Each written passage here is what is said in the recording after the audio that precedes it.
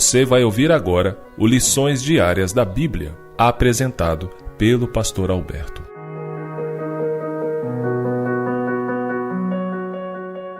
Olá, hoje é segunda-feira, dia 10 de abril, e o tema do estudo de hoje é o Evangelho Eterno.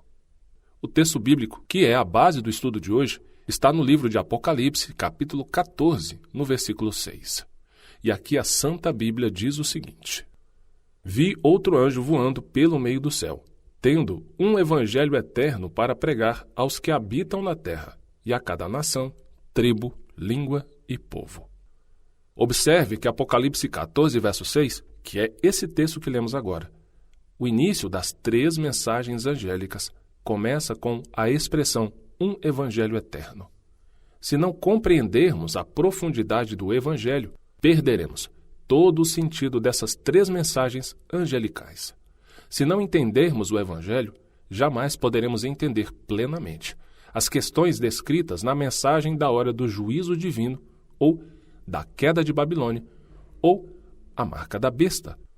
O Evangelho, em suma, é a notícia sobre a morte de Cristo por nossos pecados, sua ressurreição, seu amor e sua preocupação por nós. Em Romanos, capítulo 1, verso 16, temos uma declaração bíblica poderosíssima sobre o que de fato é o Evangelho. Paulo, aqui em Romanos 1, verso 16, diz assim: Porque não me envergonho do Evangelho de Cristo, pois é o poder de Deus para a salvação de todo aquele que crê, primeiro do judeu e também do grego. Os pensamentos de Paulo estavam imersos em Cristo. O Salvador era o centro de seu ensino e pregação. O Cristo crucificado o redimiu da condenação e da culpa do pecado.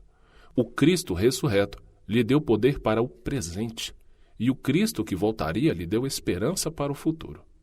Outros textos poderosíssimos sobre o Evangelho estão em 1 Coríntios, capítulo 15, verso 1 a 4, Romanos, capítulo 3, do verso 24 a 26, e o capítulo 5, do verso 6 a 8. Deixo aqui como exercício de leitura para você. Repito, 1 Coríntios, capítulo 15, do verso 1 a 4, Romanos 3, versos 24 a 26, e o capítulo 5 de Romanos, do verso 6 a 8. Ao fazer a leitura desses textos, você vai observar 4 pontos nos textos de Romanos. Primeiro, somos justificados pela graça. A graça é uma declaração da justiça de Deus. Terceiro, a graça justifica os que pela fé aceitam Jesus Cristo. E quarto, Deus demonstrou seu amor por nós enquanto éramos pecadores. A graça não pode ser comprada. Não é obtida por mérito próprio. Não é merecida. Jesus morreu a dolorosa morte que os perdidos morrerão. Experimentarão a plenitude da ira do Pai, ou o juízo contra o pecado. Ele foi rejeitado para que pudéssemos ser aceitos.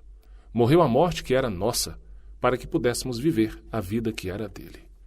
É de admirar que a salvação seja pela fé. Aí termino com 2 perguntas. É de admirar que a salvação seja pela fé, sem as obras?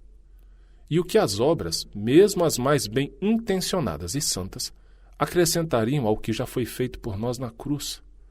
Pense bem.